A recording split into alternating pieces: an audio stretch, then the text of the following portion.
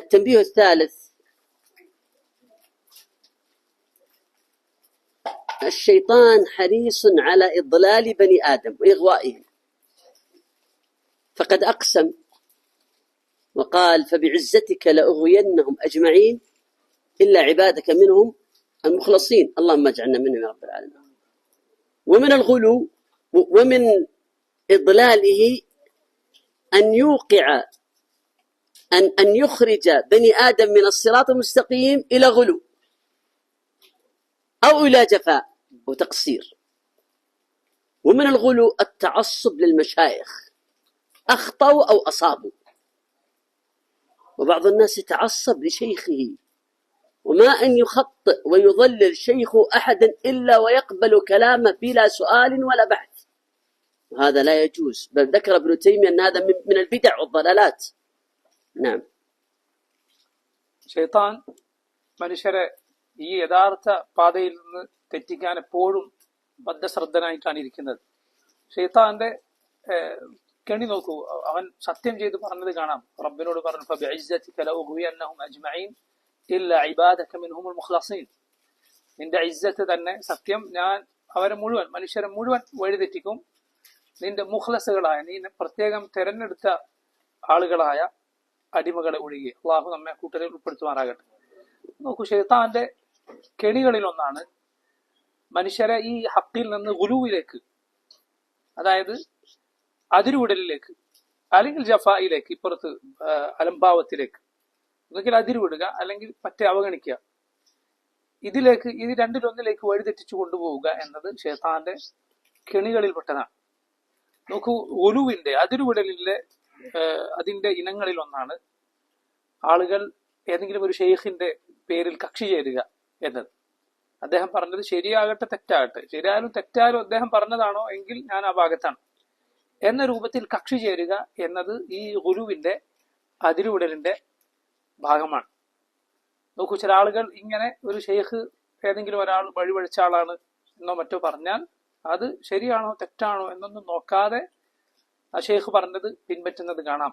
അതൊരിക്കലും പാടില്ല. എന്ന് മാത്രമല്ല, ഷെയ്ഖുൽ ഇസ്ലാം ഇബ്നു തൈമിയ അങ്ങനെ ഏതെങ്കിലും പണ്ഡിതനെ അന്ധമായി ഈ ഇങ്ങനെയുള്ള കാര്യങ്ങൾ പിൻപറ്റുക എന്നത്, കക്ഷി ചേരുക എന്നത് ബിദ്അത്താണ്, അത് വഴികേടാണ് എന്ന് ഷെയ്ഖുൽ ഇസ്ലാം ഇബ്നു തൈമിയ റഹിമഹുല്ലാഹ് പറഞ്ഞത് കാണാം.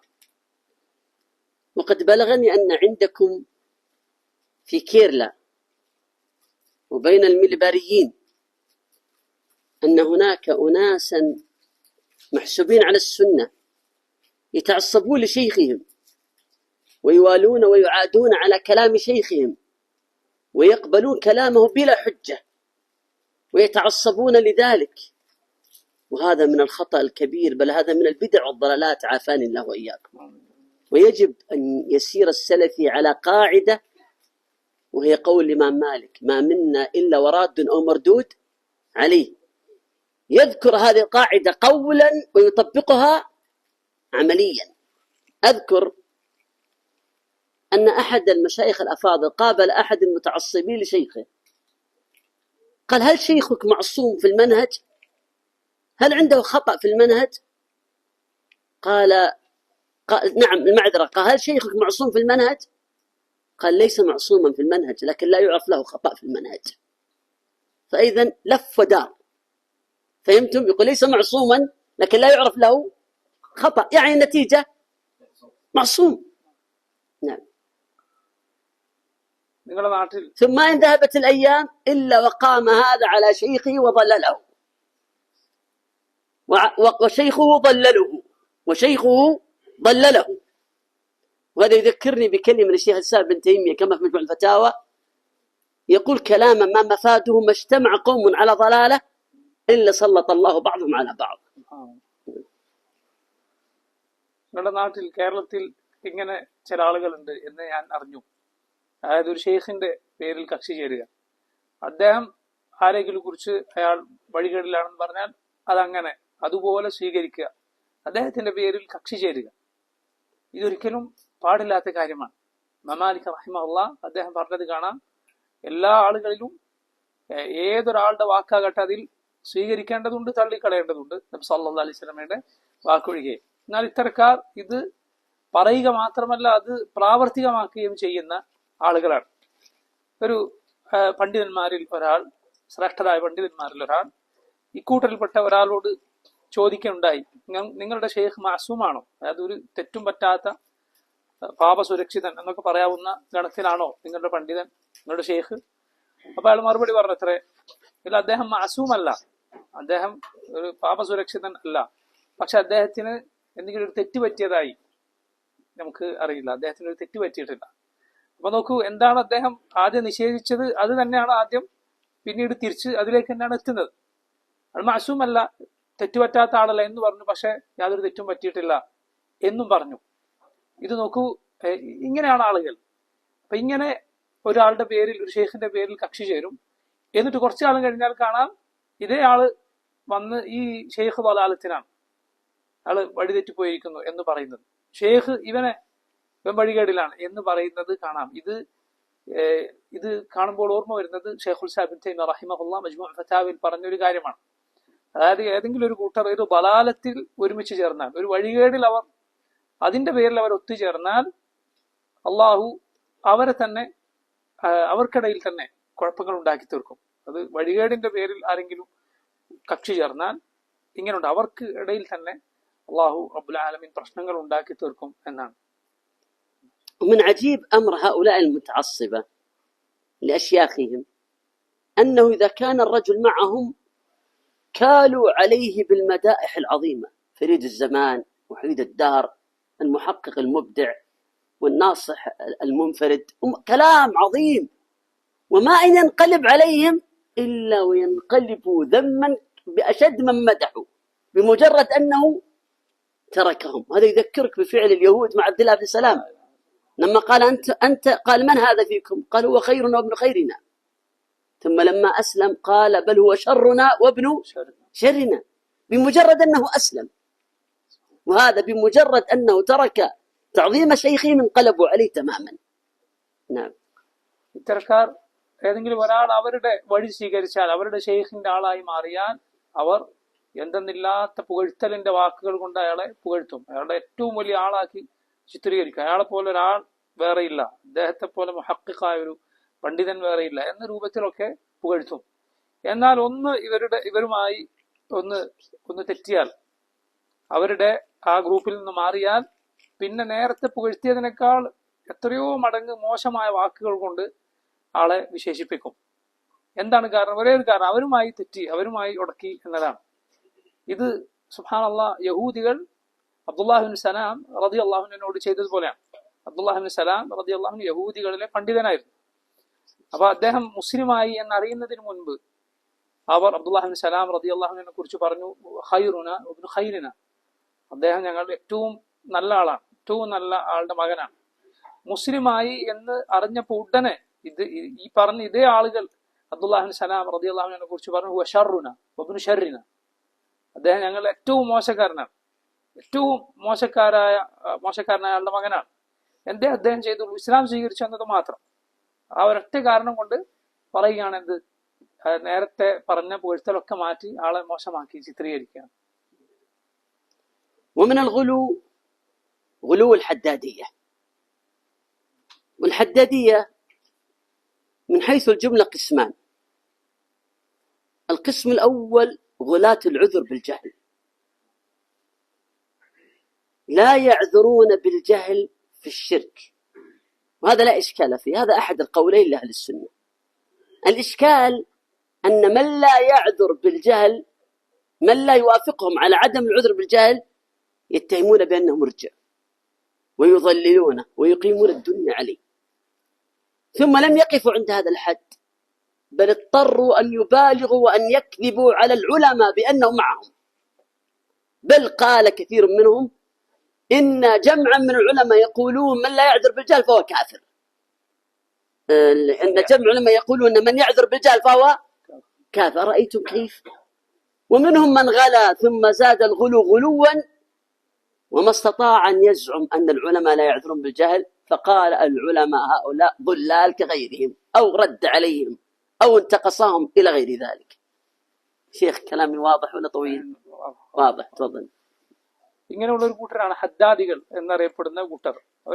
അവരിൽ രണ്ട് വിഭാഗമുണ്ട്. ഒരു കൂട്ടർ ഉദുർ ബിൽ ജഹൽ എന്ന മസലയിൽ അതിരുവിട്ട ആളുകളാണ്. അതായത് ഷിർക്ക് ചെയ്യുന്ന ആളുകൾക്ക് അവരുടെ അറിവുകേടിന്റെ ഒരു ഒഴികഴിവ് വകവെച്ചു കൊടുക്കുക. അറിവില്ലാത്തവരാണ് എന്നതുകൊണ്ട് അവരെ വ്യക്തിപരമായ മുശ്രിക്കുകളാണ് എന്ന് പറയാതിരിക്കുക എന്നൊരു വിഷയമുണ്ട്. പക്ഷെ അതിരുവിട്ട ആളുകളാണ് ഹദ്ദാദികളുടെ ഒരു കൂട്ടർ. അതായത് ഒരു നിലക്കും ഷിർക്ക് സംഭവിച്ചവന് അറിവില്ലായ്മയുടെ യാതൊരു ഒഴികഴിവുമില്ല, അവനെ മുശ്രിക്ക് എന്ന് തന്നെ പറയണം എന്ന വാദമുള്ള ഒരു കൂട്ടർ. അതൊരു കുഴപ്പമില്ല, കാരണം അത് അഹ്ലുസുന്നത്തിൽ ഒരു വിഭാഗം പണ്ഡിതന്മാർ അങ്ങനെയാണ് പറയുന്നത്. ഷിർക്കിന്റെ കാര്യത്തിൽ എന്തില്ല, അറിവില്ലായ്മയുടെ ഒരു ഒഴികഴിവ് നമുക്ക് വകവെച്ചു കൊടുക്കാൻ വകുപ്പില്ല. ഷിർക്ക് സംഭവിച്ചു അവൻ ഇസ്ലാമിന് പുറത്താണ്, അങ്ങനെ തന്നെ പറയണം. അവന്റെ അറിവില്ലായ്മ വകവെച്ചു കൊടുക്കേണ്ടതില്ല എന്നത് അഹ്ലുസുന്നത്തിന്റെ പണ്ഡിതന്മാരിൽ ഒരു കൂട്ടരുടെ അഭിപ്രായമാണ്. പക്ഷെ അതല്ല വിഷയം. ഈ ആളുകൾ അവിടെ നിർത്തിയില്ല. അവർ എന്ത് ചെയ്യാൻ തുടങ്ങി? അവർ ഏത് അവസ്ഥയിലെത്തി? ഇങ്ങനെ ഷിർക്ക് സംഭവിച്ച ആൾക്ക് അറിവില്ലായ്മയുടെ ഒഴിവുകഴിവ് വകവെച്ചു കൊടുക്കുന്നവരെ, അവരെ മുശ്രിക്കെന്ന് പറയേണ്ടതില്ല, മറിച്ച് അറിവില്ലാത്തവരാണ് എന്ന് പറയുന്നവരെ, അതാകട്ടെ അഹ്ലുസുന്നത്തിന്റെ ഒരു അഭിപ്രായമാണ്.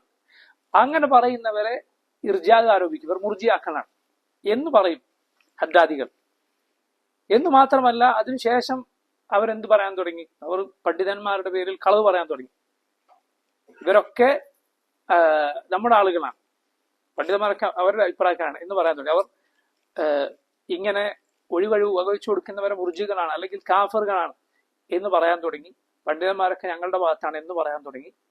പക്ഷെ പണ്ഡിതന്മാരുടെ വാക്കുകൾ അവർക്കെതിരായി വന്നപ്പോൾ പിന്നെ അവർ അതിനേക്കാൾ മോശമായ ഒരു അവസ്ഥയിലേക്ക് എത്തി.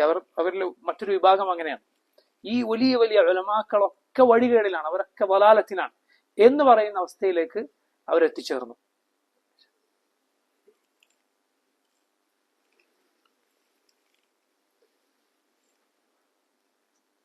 ولتعرف خطأ هؤلاء الحدادية ولاة مسألة العذر بالجهل، أن أشهر من لا يعذر بالجهل الشيخ العلامة الكبير عبد العزيز بن باز رحمه الله تعالى، والشيخ العلامة الكبير صالح الفوزان حفظه الله تعالى. وهذان العالمان حياتهم العلمية التي بلغت 60 سنة أو أكثر أو أقل عايشوا علماء آخرين يعذرون بالجهل، كالألباني وكمحمد أمان الجامي وكالشيخ محمد صالح العثيمين. طيب، عايشوا علماء آخرين يعذرون بالجهل كالعلامة الألباني، كالعلامة محمد أمان الجامي، كالعلامة محمد بن صالح العثيمين، كالعلامة مقبل الوادعي، كالعلامة عبد الرزاق عفيفي إلى آخرين. وكانت بينهم ألفة ومحبة، بل من مات قبل الآخر فإن المتأخر يثني على الرجل بعد موته، ولم يتعادوا. بل بلغني أنه حصل بينهم مناقشات في مجالس عدة في هذه المسألة ولم يتعادوا. حدثني أحد علماء اللجنة الإفتاء أنه في مجلس مع الشيخ عبد العزيز بن باز والشيخ عبد الله الغدياني إلى آخره اختلفوا وبحثوا هذه المسألة، وهذا لا يضر، بحث علمي وبينهم من المودة. ثم يأتيك الحدادي المجنون، وأنا أعني ما أقول مجنون، يأتيك الحدادي المجنون يقول إن ابن باز أو الفوزان يكفرون من يعذر بالجهل، وقد يتمسك بكلمة حمالة أوجه أو لا سياقها. والمنصف لا يتمسك بالكلمات بل يردها إلى منهج الرجل، وهذا في الكتاب والسنة وكلام العلماء. المشتبه يرد إلى المحكم وإلى سيرة الرجل وحياته، لا إلى كلمة من هنا أو هناك والله أعلم ما سابقها ولاحقها. ഹദ്ദാദികളുടെ വഴികേട് മനസ്സിലാക്കാൻ നമ്മളൊരു കാര്യം ചിന്തിച്ചാൽ മതിയാവും. അതായത് അഹ്ലുസുന്നത്തിന്റെ വലിയ പണ്ഡിതന്മാർക്കിടയിൽ ഈ വിഷയത്തിൽ അഭിപ്രായ വ്യത്യാസമുണ്ടായിരുന്നു. അവരിൽ അജ്ഞതയുടെ, അറിവില്ലായ്മയുടെ ഒഴിവുകഴിവ് ഷിർക്ക് സംഭവിച്ചവർക്ക് വകവെച്ചു കൊടുക്കുന്നവരുണ്ടായിരുന്നു, വകവെച്ചു കൊടുക്കാത്തവരുണ്ടായിരുന്നു. ഇല്ല, അങ്ങനെ യാതൊരു ഒഴിവുകഴിവും ഷിർക്ക് സംഭവിച്ചവന് വകവെച്ചു കൊടുക്കേണ്ടതില്ല എന്ന അഭിപ്രായക്കാരാണ് ഷെയ്ഖ് ബിൻ ബാസ്, അതുപോലെ ഷെയ്ഖ് അൽ ഫൗസാൻ, ഷെയ്ഖ് ഇബ്നു ബാസ് റഹിമഹുള്ള, അതുപോലെ ഷെയ്ഖ് ഫൗസാൻ ഹഫളഹുള്ള, ഇവർക്ക് രണ്ടുപേരും അഭിപ്രായക്കാരാണ്. അതേസമയം ഒരു ശിർക്ക് സംഭവിച്ച ആൾക്ക് അജ്ഞതയുടെ ഒഴിവുകഴിവ് വകവെച്ചു കൊടുക്കണം എന്ന അഭിപ്രായക്കാരായ വലിയ പണ്ഡിതന്മാരുണ്ടായിട്ടുണ്ട്. ഇമാം അൽ അൽബാനി, അതുപോലെ മുഹമ്മദ് സാലിഹ് അൽ ഉസൈമീൻ, മുഹമ്മദ് അമാൻ അൽ ജാമി, ഷെയ്ഖ് മുഖ്ബൽ ഇബ്നു ഹാദി അൽ വാദിഇ, ഷെയ്ഖ് അബ്ദുർ റസാഖ് അഫീഫി, ഇവരൊക്കെ ഈ അഭിപ്രായക്കാരായിരുന്നു. പക്ഷെ അവർ തമ്മിൽ ഇതിന്റെ പേരിൽ യാതൊരു ശത്രുതയും ഉണ്ടായിട്ടില്ല.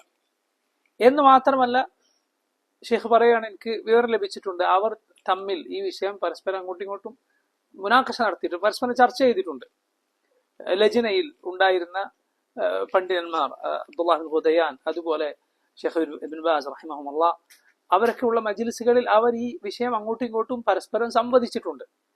അവർക്കിടയിൽ പക്ഷെ ഇതിന്റെ പേരിൽ ഒരു ശത്രുതയോ വിദ്വേഷമോ ഉണ്ടായിട്ടില്ല. എന്ന് മാത്രമല്ല, അവർ പരസ്പരം പുകഴ്ത്തുന്ന ആളുകളായിരുന്നു. അവരിൽ നേരത്തെ മരണപ്പെട്ടവരെ കുറിച്ച് പിന്നീട് ഉള്ളവർ, പിന്നെയും ജീവിച്ചവർ നേരത്തെ മരണപ്പെട്ടവരെ കുറിച്ച് പുകഴ്ത്തി പറയുകയും ഒക്കെ ചെയ്യുന്ന ആളുകളാണ്. അങ്ങനെയുള്ള അവസ്ഥയാണ് എന്നിരിക്കുകയാണ് ഈ ഹദ്ദാദി, മാനസിക പ്രശ്നമുള്ള ഹദ്ദാദി വന്നിട്ട് പറയുന്നത് എന്ത്? ഷെയ്ഖ് ഫൗസാനും ഷെയ്ഖ് ഇബ്നു ബാസും ഒക്കെ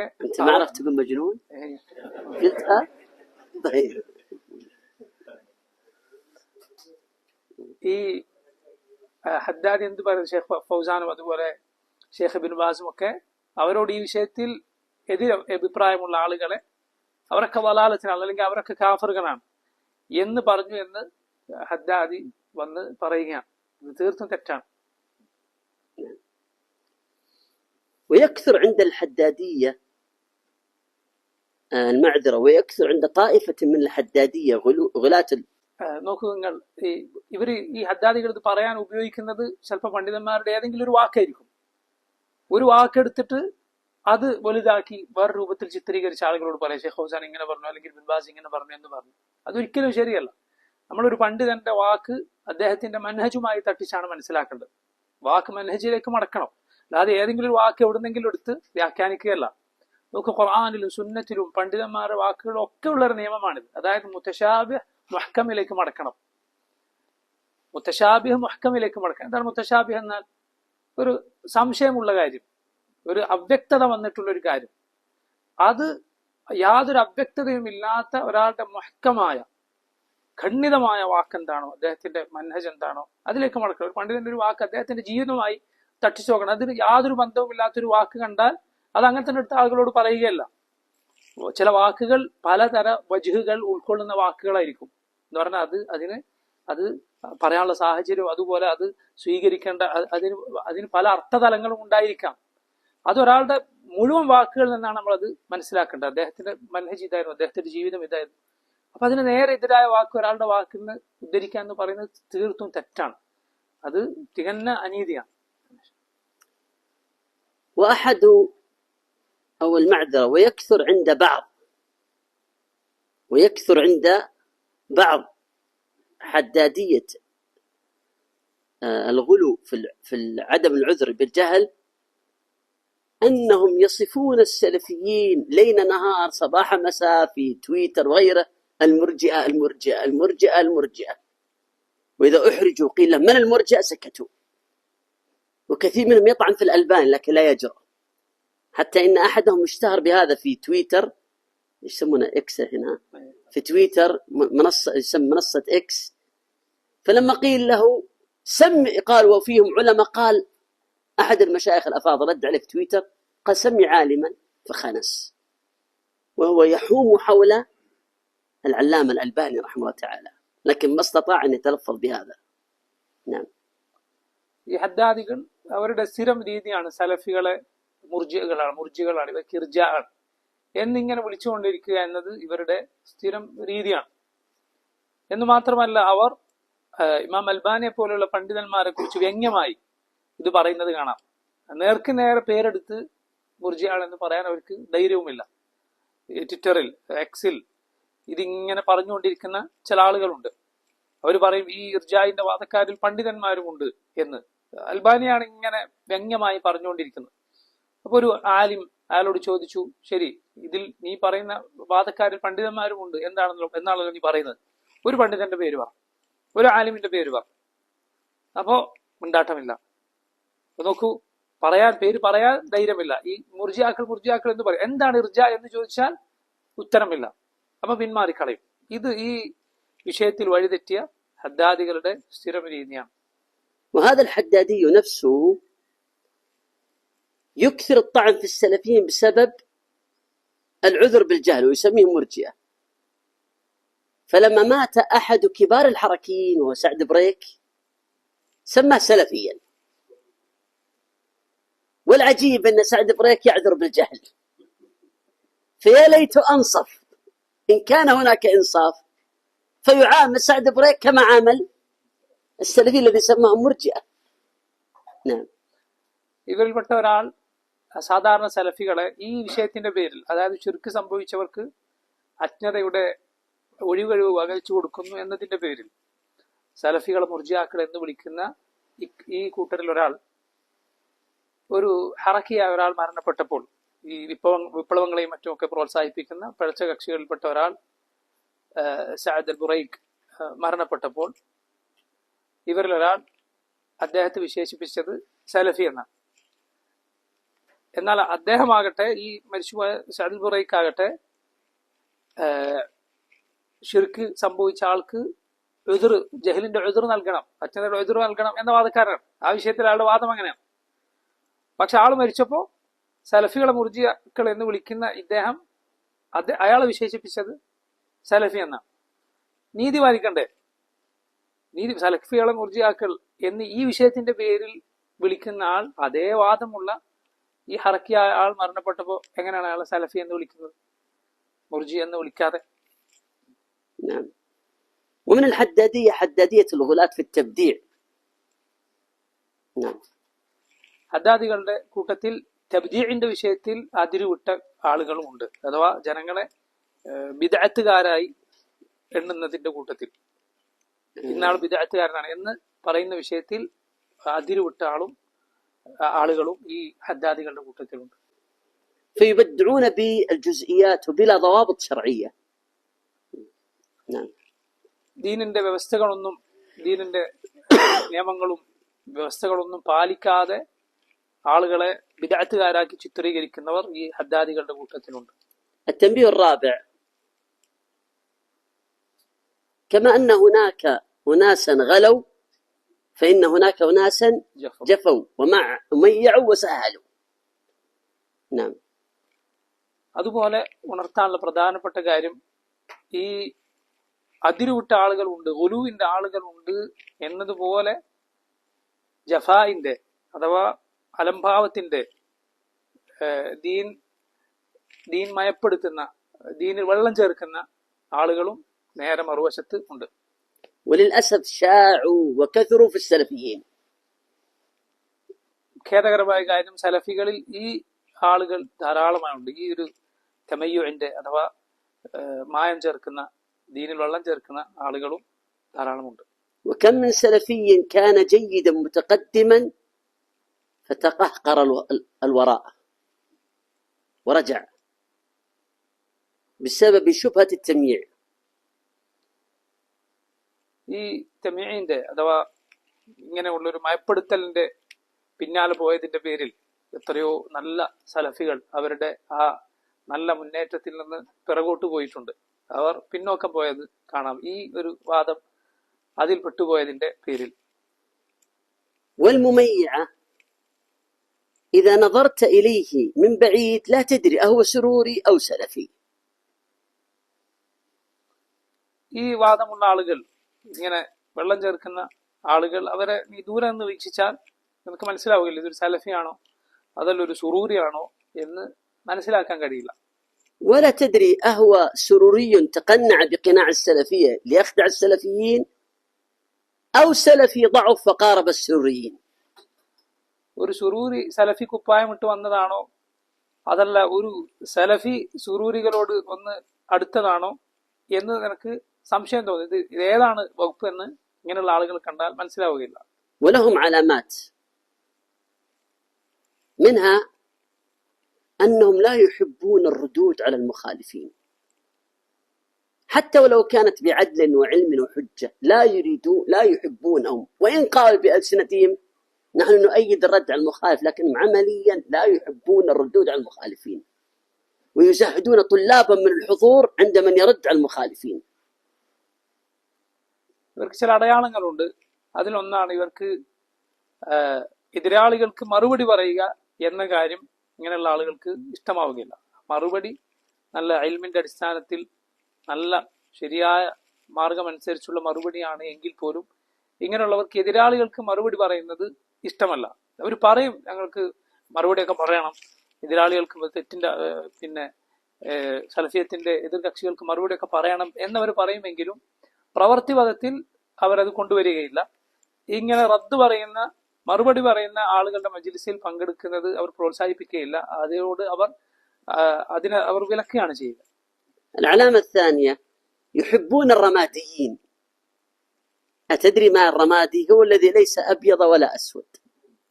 وقد ذكر ابن تيمية في كتاب المسائل في المجلد 4 عن رجل سماه سعد الدين، قال وهو أبلق، لا أبيض ولا أسود، وبلغة العصر يسمى ماذا؟ رمادي. المسائل، كتاب المسائل، عرفت المسائل ابن تيمية اللي طبع مؤخرا في مجلدات. ഈ പറഞ്ഞ ആളുകളുടെ, ഈ വെള്ളം ചേർക്കുന്നെന്ന് പറഞ്ഞ ആളുകളുടെ രണ്ടാമത്തെ അടയാളം ഇവർക്കിഷ്ടം റമാദികളെയാണ്. എന്ന് പറഞ്ഞാൽ റമാദി എന്ന് പറഞ്ഞാൽ അത് ചാരനിറം എന്നാണ് അതിന്റെ അർത്ഥം. വെളുപ്പമല്ല കറുപ്പമല്ല, ഇങ്ങനെയുള്ള ആളുകളാണ് ഇവർക്ക് ഇഷ്ടം. ആ ഒരു രീതിയാണ് ഇഷ്ടം.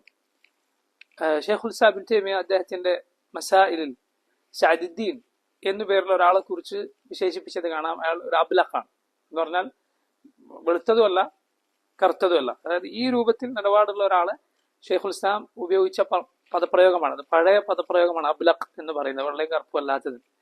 ഈ കാലത്തെ പദപ്രയോഗമാണ് റമാദി എന്ന് പറയുന്നത്. فيبحثون عن السلف الضعيف في سلفيته أو الحزبي الذي ليس قويا في حزبيته، ويجالسونهم ويعظمونهم وينشرون كلامهم إلى آخره. نعم. അവർ സലഫിയത്തിൽ ഉറച്ചിട്ടില്ലാത്ത ദുർബലരായ ആളുകളെ, അല്ലെങ്കിൽ സുറൂറിയത്തിൽ ഇഖ്വാനിയത്തിൽ അതിൽ ശക്തരല്ലാത്ത ആളുകളെ, ഇങ്ങനെയുള്ള ആളുകളാണ് അവർ അന്വേഷിക്കുക. രണ്ടും അല്ലാത്ത ആളുകളോടാണ് ഇവർക്ക് പ്രിയം.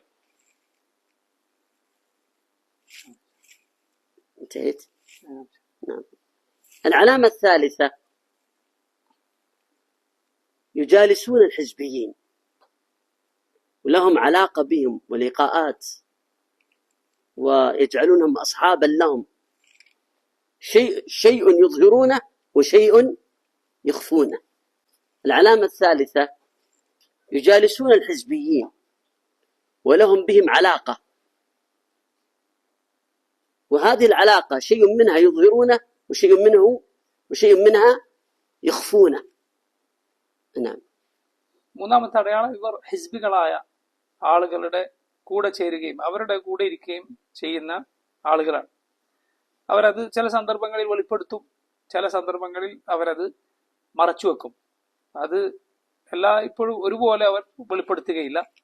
അവരത് മറച്ചുവെക്കാൻ ശ്രമിക്കുക എന്നത് അവരുടെ ഒരു രീതിയാണ്.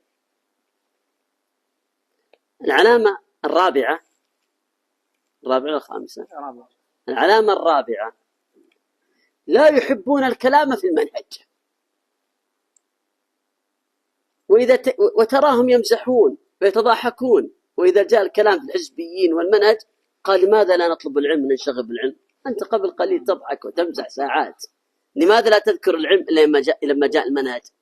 لأن في نفسهم ضعفا وموقفا من جهة المنهج السلفي. نعم. ഇവരുടെ നാലാമത്തെ അടയാളമാണ് ഇവർക്ക് മൻഹജ് സംസാരിക്കുക, സലഫി മൻഹജിനെ കുറിച്ച് പറയുക എന്നത് ഇഷ്ടമല്ല. ആ വിഷയം സംസാരിക്കുന്നവർക്ക് ഇഷ്ടമല്ല. ഈ ആളുകൾ ഇങ്ങനെ കളിച്ചും ചിരിച്ചുമൊക്കെ ഒരുപാട് നേരം കളയുന്നത് കാണാം. അതേസമയം അതേ ആളുകൾ മൻഹജിയായ വിഷയം സംസാരിക്കുമ്പോൾ ഇവർ പറയും നമുക്ക് ദീൻ പഠിച്ചുകൂടെ, പഠനത്തിന് വേണ്ടി സമയം നീക്കി വെച്ചുകൂടെ, നിങ്ങളാണല്ലോ ഇത്രയും നേരം സമയം കളഞ്ഞത് കളിച്ചും ചിരിച്ചുമൊക്കെ. ഈ വിഷയം പറയുമ്പോൾ മാത്രം എന്തിനാണ് നിങ്ങൾ നമുക്ക് ഇൽമു പഠിക്കണ്ടേ, അതിനുവേണ്ടി നേരം നീക്കി വെച്ചുകൂടെ എന്ന് പറയുന്നത് മൻഹജിനെ കുറിച്ച് അത് പറയുന്നത് ഇഷ്ടമല്ല എന്നത് ഇവരുടെ ഒരു അടയാളമാണ്.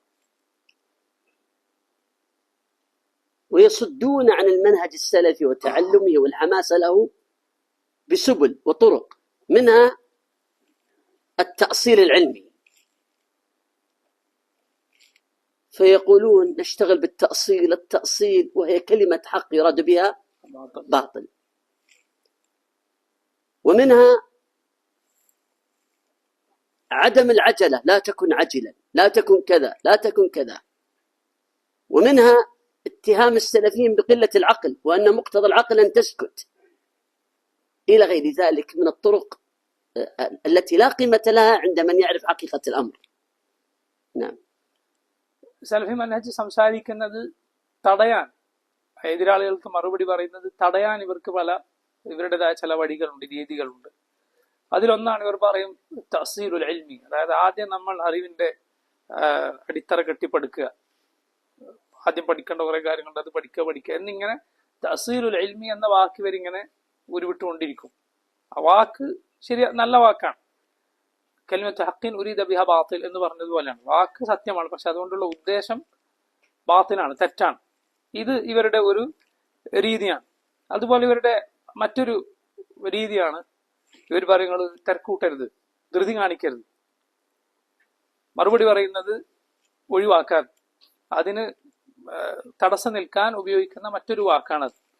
അതുപോലെ മൂന്നാമത് ഇവർ പറയുന്ന മറ്റൊരു കാര്യമാണ്, ഇങ്ങനെ മറുപടി പറയാ എന്നത് അത് ബുദ്ധിയില്ലായ്മയുടെ അടയാളമാണ്. ബുദ്ധിയുടെ അടയാളം ഉണ്ടാതിരിക്കുക, നിശബ്ദത പാലിക്കുക എന്നതാണ്. ഇതൊക്കെ ഇങ്ങനെ മൻഹജിയായ വിഷയം സംസാരിക്കുന്നതിന്, എതിരാളികൾക്ക് മറുപടി പറയുന്നതിന് ഉടക്കു വെക്കാൻ ഇത്തരക്കാർ ഉപയോഗിക്കുന്ന വഴികളാണ്. ومنها أنهم يجالسون ويأخذون العلم عن كثير من المخطئين أو الضالين، وإذا عيب عليهم قال لا نعرف عليه إلا خيرا.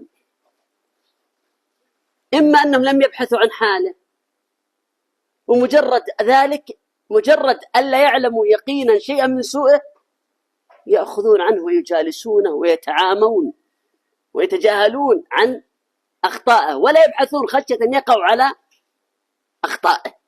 واضح يا مشايخ؟ نعم. ഇവരുടെ മറ്റൊരു രീതിയാണ്, ഒരുപാട് പിഴവുകളുള്ള, ഒരുപാട് തെറ്റായ വാദഗതികളുള്ള ആളുകളിൽ നിന്ന് അറിവ് സ്വീകരിക്കും. ചോദിച്ചാൽ പറയും, എന്താണ് നിങ്ങൾ ഇങ്ങനെ ചെയ്യുന്നത്, അദ്ദേഹം ഇങ്ങനത്തെ ഒരുപാട് വിഷയങ്ങളിൽ പാളിച്ചുള്ള ആളാണല്ലോ എന്ന് പറഞ്ഞാൽ അവർ പറയും, ഞങ്ങൾക്ക് അദ്ദേഹത്തെ കുറിച്ച് ഖൈറ് മാത്രമേ അറിയുള്ളൂ, മോശമായിട്ടൊന്നും അറിയില്ല. അപ്പൊ ഗുരുതരമായ തെറ്റുകൾ പലതും കണ്ടില്ല എന്ന് നടിക്കുക, അതേക്കുറിച്ച് അന്വേഷിക്കാതിരിക്കുക എന്നത് ഇവരുടെ രീതിയാണ്. അത് ആ തെറ്റ് കാണാതിരിക്കാൻ വേണ്ടി കരുതി കൂട്ടി അങ്ങനെ ചെയ്യുകയാണ്. ഇത് ഇത്തരക്കാരുടെ ഒരു അടയാളമാണ്. وكان المفترض ألا يأخذ العلم عنه إلا بعد التثبت كما تقدم. യഥാർത്ഥത്തിൽ ചെയ്യേണ്ടിയിരുന്നത് തസബ്ബുത്തിന് ശേഷം മാത്രമേ, ഒരാൾ ശരിയായ വഴിയിലാണ് എന്ന് ഉറപ്പിച്ച ശേഷം, അത് വ്യക്തമായതിനു ശേഷം മാത്രമേ ഒരാളിൽ നിന്ന് അറിവ് സ്വീകരിക്കാൻ പാടുള്ളൂ എന്നതായിരുന്നു ചെയ്യേണ്ടിയിരുന്നത്. അതല്ലാതെ ഇങ്ങനെയുള്ള ആളുകളിൽ നിന്ന് അറിവ് സ്വീകരിക്കുകയല്ല ചെയ്യേണ്ടിയിരുന്നത്. العلامة الخامسة التكلف في الدفاع عن أخطاء المخطئين والمبالغة في ذلك، والمبالغة في الإعذار، وهذا خطأ ولم يفعله سلف هذه الأمة، فإن الخطأ خطأ. ഇവരുടെ അഞ്ചാമത്തെ അടയാളമാണ് തെറ്റുകളെ ന്യായീകരിക്കാൻ അതിന് വളരെ അങ്ങേയറ്റം പരിശ്രമിക്കുക, അതിനൊരു ശരിയല്ലാത്ത വഴി തകല്ലുഫ് സ്വീകരിക്കുക എന്ന് പറഞ്ഞാൽ അതിന് എങ്ങനെങ്കിലും പ്രയാസപ്പെട്ട് തെറ്റുകളെ ശരിയാക്കാൻ ശ്രമിക്കുക എന്നത് ഇവരുടെ രീതിയാണ്. അതുപോലെ ഉദ്ർ കൊടുക്കുന്നതിൽ ആ തെറ്റ്, അതിന് ഇങ്ങനെ എന്തെങ്കിലും കാരണം ഉണ്ടാവും, ഇങ്ങനെ ഒരു ന്യായം ഉണ്ടാവും, ചിലപ്പോൾ അതായിരിക്കും മൂപ്പരുടെ ഇങ്ങനെ ഒരു ന്യായം അതിനുണ്ടായേക്കാം എന്നിങ്ങനെ ഉദ്ർ കൊടുക്കുന്നതിൽ പരിധി വിടുക, ഇതും ഇത്തരക്കാരുടെ രീതിയാണ്. കഷ്ടപ്പെട്ട ഒരാളെ ശരിയാക്കാൻ നോക്കുക. യഥാർത്ഥത്തിൽ ചെയ്യേണ്ടിയിരുന്നത് ഹത്താണെന്ന് പറയലാണ്, തെറ്റാണെന്ന് പറയലാണ് രീതി. ആ തെറ്റിനെ എങ്ങനെയെങ്കിലും കഷ്ടപ്പെട്ട് ശരിയാക്കിയെടുക്കുന്നത് അത് ശരിയായ രീതിയല്ല. وإن المبالغة في الإعذار داخل في عموم ما روى البخاري عن عمر نهينا عن التكلف. ഇങ്ങനെ തെറ്റുകളെ കഷ്ടപ്പെട്ട് ന്യായീകരിക്കുക, എന്തെങ്കിലും ഒഴിവൊഴിവുകൾ എങ്ങനെയെങ്കിലും കണ്ടെത്തി കൊടുക്കുക എന്നത് ഉമർ ഖത്താബ് റളിയല്ലാഹു അൻഹുവിൽ നിന്ന് വന്നിട്ടുള്ള ഇമാം ബുഖാരി ഉദ്ധരിച്ചിട്ടുള്ള വാക്കിന്റെ പരിധിയിൽ വരുന്ന കാര്യമാണ്. അതായത് നുഹീന അനി തകല്ലുഫ്, ഞങ്ങളോട് നബി സല്ലല്ലാഹു അലൈഹി വസല്ലം തകല്ലുഫ് വിലക്കിയിരിക്കുന്നു. ഞങ്ങൾ തകല്ലുഫ് വിലക്കപ്പെട്ട ആളുകളാണ്. അഥവാ ഒരു കാര്യം എങ്ങനെയെങ്കിലും ഏച്ചുകെട്ടി ഉണ്ടാക്കുക, അതാണ് തകല്ലുഫ് എന്ന് പറഞ്ഞാൽ. അത് ഞങ്ങൾ വിലക്കപ്പെട്ടിരിക്കുന്നു എന്ന് പറയുന്നതിന്റെ പരിധിയിൽ വരുന്നതാണ് ഈ കാര്യം. അതായത് ഒരാളുടെ തെറ്റിനെ, ഒരു പണ്ഡിതന്റെ തെറ്റുകളെ എങ്ങനെയെങ്കിലും ഏച്ചുകെട്ടി ന്യായീകരിച്ച് ശരിയായി കൊടുക്കുക, അദ്ദേഹത്തിന് ഒഴികഴിവുകൾ എങ്ങനെയെങ്കിലും വകവെച്ച് കൊടുക്കുക എന്നത് ഈ പറഞ്ഞ വിലക്കിന്റെ പരിധിയിൽ വരുന്ന കാര്യമാണ്, ചെയ്യാൻ പാടില്ലാത്ത കാര്യമാണ്. ولا سيما إذا كان للرجل نشاط ودروس وكلمات فينبغي الحذر أكثر وأكثر وألا يتكلف الدفاع عنه خشية أن يفتن به. പ്രത്യേകിച്ച് ഇത്തരക്കാർ, ഈ ധാരാളം തെറ്റുപറ്റുന്ന വലിയ പാളിച്ചകളുള്ള ആളുകൾ, അവർ ഒരുപാട് ക്ലാസ്സുകൾ എടുക്കുകയും അങ്ങനെ അറിവ് പ്രചരിപ്പിക്കുന്നതിൽ വലിയ ഉന്മേഷം കാണിക്കുകയും ചെയ്യുന്ന ആളുകളാണെങ്കിൽ കൂടുതൽ ശ്രദ്ധിക്കണം. കാരണം അങ്ങനെ അവരുടെ തെറ്റുകളിൽ ജനങ്ങൾ വീണുപോകാൻ സാധ്യതയുണ്ട്. അങ്ങനെയുള്ളവരാണോ എങ്കിൽ ഒറ്റപ്പെട്ടു നിൽക്കുന്ന ആളുകളെക്കാൾ, അല്ലെങ്കിൽ ഇതുപോലെ വൈജ്ഞാനികമായ ക്ലാസ്സുകളും മറ്റും കൂടുതൽ ഇല്ലാത്ത ആളുകളെക്കാൾ ഇത്തരക്കാരെ കൂടുതൽ ശ്രദ്ധിക്കേണ്ടതുണ്ട്. العلامة السادسة: يكثرون الكلام حول عدم التبديع وعدم المبالغة في الرد والفوضى في التبديع. دائما يدندنون على هذه الموضوعات، وفي المقابل لا يأتون بالضابط الشرعي الذي عليه السلف، لأنهم لو أتوا بالضابط الشرعي لانقلب عليهم، فيشتغلون بالتزهيد دون ذكر الضابط الشرعي. وقد قلت لبعضهم ورددت عليه لما ألقى بعضهم كلمة بعنوان الفوضى في التبديع، قلت لماذا تكرر الكلام على المبالغين في التبديع في نظرك وأصحاب الفوضى بالتبديع في نظرك، ولا تأتي بضابط التبديع ولا تشكر المبدعين بحق. واضح يا مشايخ؟ شيخ واضح يا مسلمون؟ أو ما يدرون شو يقول هذول يا شيخ، يفهموا زين. ഈ ആളുകളുടെ മറ്റൊരു അടയാളമാണ് ഇവർ തബ്ദീഅ നടത്തുന്നത്. അഥവാ ഒരാളുടെ ബിദ്അത്തിനെ കുറിച്ച് ബിദ്അത്ത് വ്യക്തമാക്കി, ഇന്ന ആൾ ബിദ്അത്തുകാരനാണ് എന്നതിനെ എതിർക്കുന്ന സംസാരങ്ങൾ. അതായത് ഇവിടെ തബ്ദീഅ വളരെ വ്യാപകമായിട്ടുണ്ട് എന്നിങ്ങനെ പറഞ്ഞുകൊണ്ടേയിരിക്കും. എന്നാൽ അതേ ആളുകൾ ഒരാളെ ബിദ്അത്തുകാരനാണ് എന്ന് ജനങ്ങൾക്ക് താക്കീത് നൽകുന്നതിന് ഇതിൽ ചില വ്യവസ്ഥകളുണ്ട്. അതേക്കുറിച്ചൊന്നും മിണ്ടുകയില്ല. എപ്പോൾ ഒരാളെ തബ്ദീഅ ചെയ്യണം, ഒരാൾ ബിദ്അത്തുകാരനാണ് എപ്പോൾ പറയണം, എന്നാളുടെ ഇത് ബിദ്അത്താണ് എന്നപ്പോൾ പറയണം, ഇതിന് ദീനിൽ ചില വ്യവസ്ഥകളുണ്ട്. അതേക്കുറിച്ച് മിണ്ടുകയുമില്ല. കാരണം അത് പറഞ്ഞാൽ കാര്യവർക്ക് തന്നെ എതിരായി മാറും. എന്നിട്ട് ഷെയ്ഖ് പറയുകയാണ്, ഒരാൾ ഒരു പ്രഭാഷണം സംഘടിപ്പിച്ചു, അതിന്റെ തൽക്കെട്ട് തന്നെ അൽ ഫൗദ ഫി തബ്ദീഅ എന്നാണ്. അഥവാ തബ്ദീഅന്റെ വിഷയത്തിലുള്ള അതിരുകവിച്ചിൽ എന്ന വിഷയമാണ്.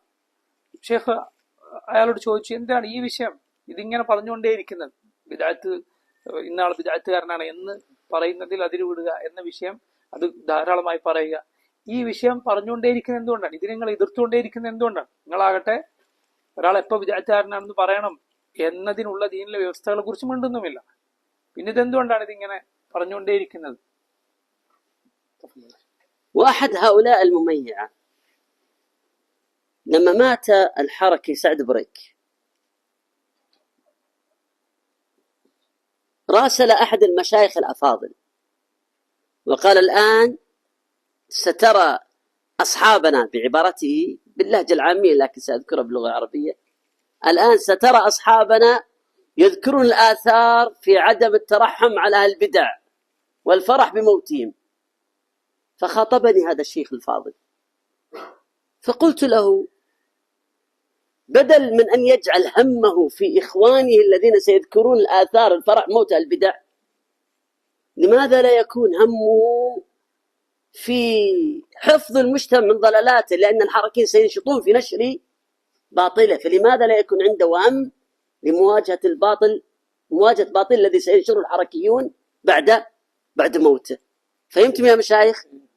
ثم قلت لهذا الشيخ: وطريقتي إذا مات الرجل المبتدع والحركي إلى آخره أني أمهل،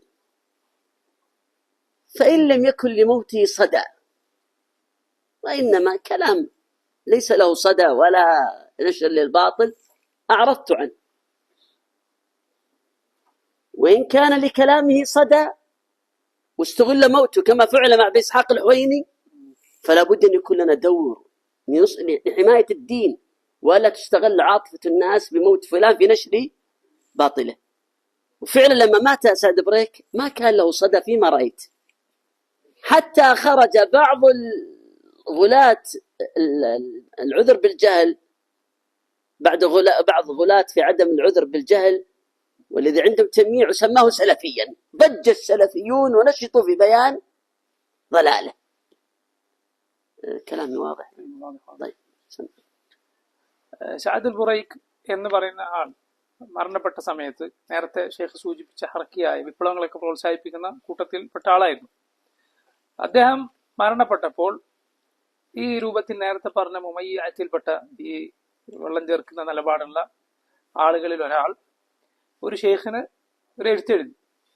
എന്നിട്ട് പറഞ്ഞു, നിങ്ങളിപ്പോ നോക്കിക്കോളൂ, എന്നിട്ട് ഇതാ ഇന്ന ആളുകൾ, അദ്ദേഹം ഉദ്ദേശിക്കുന്നത് സലഫികളാണ്, സലഫികൾ ഇപ്പോ ആളുകളോട് പറയാൻ പറയും, ഒരു ബിദഅത്തുകാരനെ പുകഴ്ത്തി പറയാൻ പാടില്ല, മുബ്തദി ബിദഅത്തുകാരൻ മരിച്ചാൽ അയാളുടെ പേരിൽ റഹ്മത്തിന് വേണ്ടി പ്രാർത്ഥിക്കാൻ പാടില്ല, അതിനെക്കുറിച്ചുള്ള മുൻഗാമികളുടെ അസറുകളൊക്കെ ഇവരിപ്പോ പ്രചരിപ്പിക്കും, കണ്ടോളൂ എന്ന് ഈ കൂട്ടർ ഇങ്ങനെ വെള്ളം ചേർക്കുന്ന നിലപാടുള്ള ഒരാൾ സഅദുൽ ബുറൈഖ് മരണപ്പെട്ടപ്പോൾ ഒരു ഷെയ്ഖിന് എഴുത്തെഴുതുകയുണ്ടായി. ആ ഷെയ്ഖിനെ ബന്ധപ്പെട്ടു, എന്നിട്ട് ഇങ്ങനെ ഒരു എഴുത്ത് എനിക്ക് കിട്ടി എന്ന് പറഞ്ഞു. അപ്പൊ ഷെയ്ഖ് റൈസ ഹഫളഹുല്ലാ അദ്ദേഹത്തോട് പറഞ്ഞു, ഇദ്ദേഹം എന്തിനാണ് ഇതിനെക്കുറിച്ച് ഇങ്ങനെ ചിന്തിച്ച് ആകുലപ്പെട്ട് നിൽക്കുന്നത്? കാരണം ഇദ്ദേഹം ഇപ്പോൾ യഥാർത്ഥത്തിൽ ശ്രദ്ധിക്കേണ്ടത് ഇതിനേക്കാൾ തന്റെ സഹോദരങ്ങളായ സലഫികൾ എന്ത് ചെയ്യുന്നു ഈ സമയത്ത്, അവരെന്താണ് ചെയ്യാൻ പോകുന്നത് എന്നതിനേക്കാൾ ശ്രദ്ധിക്കേണ്ടത് ഈ ബിദഅത്തിൽ അകപ്പെട്ട ആൾ, അദ്ദേഹത്തിന് ബിദഅത്തുകൾ ഇവിടെ പ്രചരിപ്പിക്കപ്പെടുമോ ഇല്ലേ, ഇപ്പോൾ ആ കാര്യമാണ് ശ്രദ്ധിക്കേണ്ടത്. ജനങ്ങളിൽ അത് പ്രചരിപ്പിക്കപ്പെടുന്നുണ്ടോ എന്നതാണ്, അതേക്കുറിച്ചാണ് ഒരാൾക്ക് ആകുലത വേണ്ടത്, അതേക്കുറിച്ചാണ് ശ്രദ്ധ വേണ്ടത്. എന്നിട്ട് ഷെയ്ഖ് പറയാണ്, ഇത്തരക്കാർ ആരെങ്കിലും മരണപ്പെട്ടാൽ, അഥവാ ഇങ്ങനെ ബിദഅത്തുകളിൽ അകപ്പെട്ട ആരെങ്കിലും മരണപ്പെട്ടാൽ എന്റെ രീതി ഒരു അവധാനത പുലർത്തുക എന്നതാണ്, ഒന്ന് പറയാതിരിക്കുക എന്നതാണ്. ആദ്യം നോക്കും എന്താണ് സ്ഥിതി. ചില ആളുകൾ ബിദഅത്തുകാർ മരണപ്പെട്ടാൽ അതിന്റെ ആളുകൾ അതൊരു അവസരമായി എടുക്കും, അയാളുടെ ആശയങ്ങൾ പ്രചരിപ്പിക്കാനും അത് ജനങ്ങൾക്കിടയിൽ ആ അവസരം മുതലെടുത്ത് ആൾ മരണപ്പെട്ടപ്പോൾ ആ മരണ വാർത്ത ഉപയോഗപ്പെടുത്തി ആളുകൾക്കിടയിൽ പ്രചരിപ്പിക്കാൻ ശ്രമിക്കും. അബൂ ഇസ്ഹാഖ് അൽ ഹുവൈനി എന്ന് പേരുള്ള മിസ്റിലെ ഈ തരത്തിൽ വാദഗതികളുള്ള ഒരാളായിരുന്നു. അദ്ദേഹം മരണപ്പെട്ടപ്പോൾ ആളുകൾ ചെയ്തത് അതാണ്. അപ്പൊ നമുക്ക് എന്ത് ചെയ്യേണ്ടി വരും? അദ്ദേഹത്തിന്റെ ബിദഅത്തുകൾ പറഞ്ഞ് അതിനെതിരെ ജനങ്ങളെ ബോധവൽക്കരിക്കേണ്ടി വരും. അതേസമയം ഈ സഅദുൽ ബുറൈഖ് എന്ന് പറയുന്ന ആള് മരണപ്പെട്ടപ്പോ ഇങ്ങനെ ഒന്നും ഉണ്ടായില്ല, യാതൊരു ഒച്ചപ്പാടുണ്ടായില്ല, ആ മരണത്തിന് അതുകൊണ്ടൊരു പ്രതിധ്വനി ഉണ്ടായില്ല. പക്ഷേ ഈ പറയപ്പെട്ട ആൾ, അതായത് ഇങ്ങനെ ഈ വെള്ളം ചേർക്കുന്ന നിലപാടുള്ള ആൾ എന്ത് ചെയ്തു? ഇദ്ദേഹത്തെ സലഫി എന്ന് വിശേഷിപ്പിച്ചുകൊണ്ട് എഴുത്തെഴുതി. നേരത്തെ നമ്മൾ സൂചിപ്പിച്ചിട്ടുണ്ട്, ഇദ്ദേഹം ഈ ശിർക്കിന്റെ ആളുകൾക്ക് എതിർ കൊടുക്കാൻ ഒരിക്കലും പാടില്ല, അങ്ങനെ കൊടുക്കുന്നവരെ വഴികേടിലാണെന്ന് പറയുന്ന ആളാണ്. പക്ഷെ അതേ വാദമുള്ള ഈ സഅദുൽ ബുറൈഖ് മരണപ്പെട്ടപ്പോൾ അയാളാകട്ടെ വേറെ പല പഴച്ച ചിന്താഗതികളുള്ള ആളാണ്, അദ്ദേഹത്തെ സലഫി എന്ന് വിശേഷിപ്പിച്ചു. ആ സലഫി എന്ന് വിശേഷിപ്പിച്ചപ്പോഴാണ് പ്രശ്നങ്ങൾ ഉണ്ടായത്, അയാളുടെ വാദങ്ങൾ പ്രചരിപ്പിക്കപ്പെടാൻ തുടങ്ങി. അപ്പോൾ സ്വാഭാവികമായി എന്ത് ചെയ്യേണ്ടി വന്നു? ആളുടെ വഴികേടുകളെ കുറിച്ച് ജനങ്ങൾക്ക് താക്കീത് നൽകേണ്ടി വന്നു. وبهذا أنتهي. أسأل الله أن يعلمنا ما ينفعنا وأن ينفعنا بما علمنا، وجزاكم الله خيرا.